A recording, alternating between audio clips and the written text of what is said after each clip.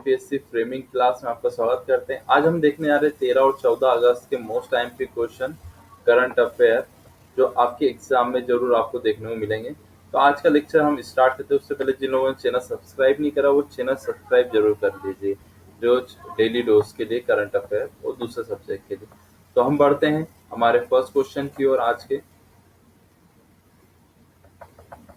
पहला क्वेश्चन है, दक्षिण कोरिया को पछाड़ते हुए कौन सा देश विश्व का दूसरा सबसे बड़ा स्क्रैप आयात बन गया है? तो ध्यान रखिएगा, भारत सेकंड नंबर की पोजीशन पे आ गया, दूसरा सबसे बड़ा स्क्रैप। स्क्रैप का मतलब ये होता है रद्दी माल। अब इसका ये मतलब है दैट मीन्स इस लैंग्वेज में जनरली जो रिसाइकल और सारी चीजें होती है, कंप्यूटर का वेस्टेज, कार का वेस्टेज और ये सारी चीजें जो वेस्टेज है और रिसाइकल, ये सारी जो चीजें होगी, तो भारत में सबसे ज्यादा आयात हो रहा है और दूसरा विश्व का सबसे बड़ा देश बन गया है। ये 35% के साथ 3.87 मिलियन टन तक पहुंच चुका है। ठीक है, ध्यान रखिएगा, इस्पात और ये सारी चीजें में आ जाती है और भारत में ये चीजें क्या है, सस्ती, जिस कारण से यहाँ पर ये चीजें हो रही है। इसकी मैंने कुछ इमेज भी ली है, ध्यान रखिएगा। ये सारी चीजें हो गई आपकी स्क्रैप, जो भी रद्दी और ये सारी चीजें रहेगी, स्टील और ये सारी चीजें, कंप्यूटर का वेस्टेज, तो जिसमें भारत कौन से नंबर पर आ गया? दूसरे सबसे बड़ा स्क्रैप आयातकार देश बन गया।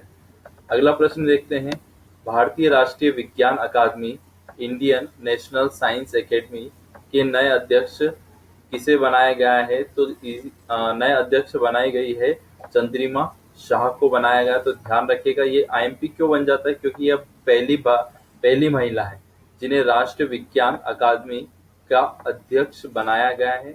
इससे पूर्व जो थी चंद्रिमा, ये national institute of immunology Delhi के निदेशक के रूप में थी और अब इनको पद दिया गया, राष्ट्रीय विज्ञान अकादमी में अध्यक्ष का पद दिया गया है। तो जिस कारण से ये आईएमपी क्वेश्चन बन जाता है। अगला प्रश्न देखते हैं दोस्तों, केंद्र सरकार ने कितने प्रमुख मंत्रालयों के प्रतिनिधियों के साथ विचार विमर्श करने का पीपल्स प्लान? ध्यान रखिएगा, ये सब क्वेश्चन आएगा आपसे, पीपल्स प्लान में कितने सदस्य है या कितने मंत्रालय के सदस्य को लिया गया है? तो ध्यान रखिएगा कितने सदस्य होगा इसमें, 16 सदस्य रहेंगे मेनली इसमें, 16। अब इसको आप ऐसे याद रख सकते हैं, पीपल्स का पी ले सकते हैं, पी रीजनिंग में कोड क्या होता है? 16। तो ध्यान रखिएगा, आपको पीपल्स प्लान अगर याद रखना हो तो क्या रखेंगे? पी का रीजनिंग का कोड याद रखिए 16, कि प्रमुख कितने मंत्रालय से प्रतिनिधि लिए गए? 16 टोटल। ठीक है, इस योजना में जो रहेगा, ग्राम पंचायत को विकास करने की योजना है पीपल्स प्लान के अंतर्गत, और सबका विकास के नाम से भी जानी जाती है ये योजना।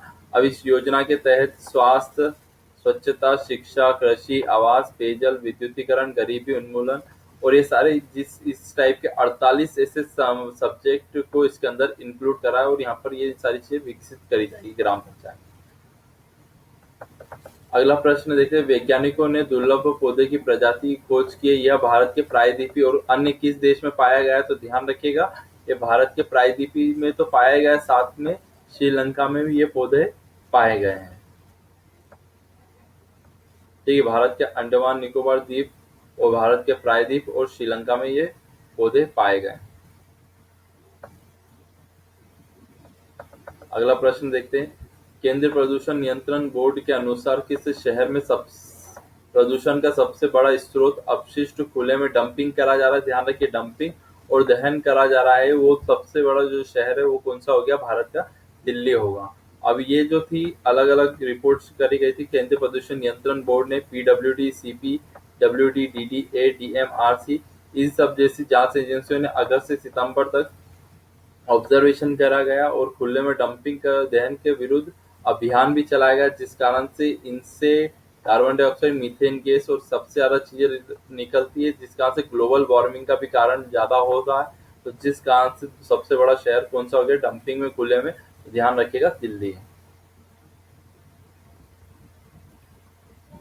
अगला प्रश्न मोस्ट आईएमपी, ये कोई बहुत सारी एग्जाम में आपको जरूर देखने को मिलेगा अलग अलग टाइप से। किस राज्य सरकार ने 9 साल की जो लड़की है वेलेंटीना को राज्य के ग्रीन एम्बेसडर की नियुक्त करा गया है? तो ये प्रश्न आपको बताना है नीचे कमेंट बॉक्स में, कौन सा राज्य है जिसने वेलेंटीना को राज्य के ग्रीन एम्बेसडर के रूप में नियुक्त करा गया है।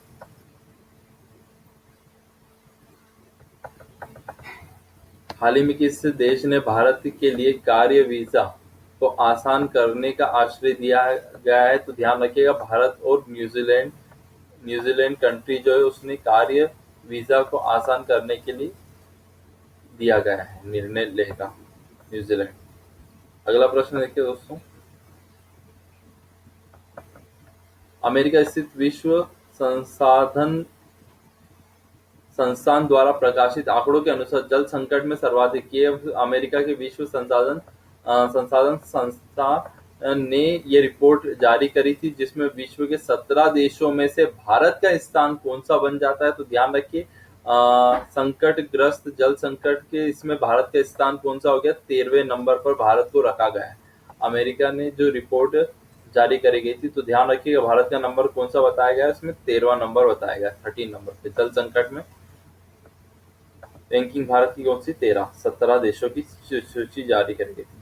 अगला प्रश्न है, हाल ही में भारत और किस देश ने खेल, सांस्कृतिक, पारंपरिक, दवाएं और क्षेत्र में 4 समझौते करे? तो ध्यान रखिएगा, हाल ही में भारत और चीन ने 4 क्षेत्रों में ये चीज करी गई थी, और इसका जो एजेंडा है, जो प्रोटोकॉल 2020 से लागू होगा, ध्यान रखिएगा, तो प्रोटोकॉल जो है 2020 से लागू होगा।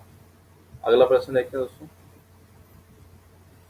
मानव संसाधन विकास मंत्री रमेश पोखरियाल निशंक ने किस आईआईटी में एक्सन नाम की प्रदर्शनी करी थी? तो ध्यान रखिएगा, ये कौन सी हो गई? आईआईटी दिल्ली में करी गई थी। कौन से? इसमें आईआईटी दिल्ली में। ये थे मोस्ट 10 क्वेश्चन, 13 और 14 अगस्त के मोस्ट आईएमपी क्वेश्चन। आपको ये वीडियो कैसा लगा? नीचे लाइक और शेयर जरूर करिएगा। Thank you so much.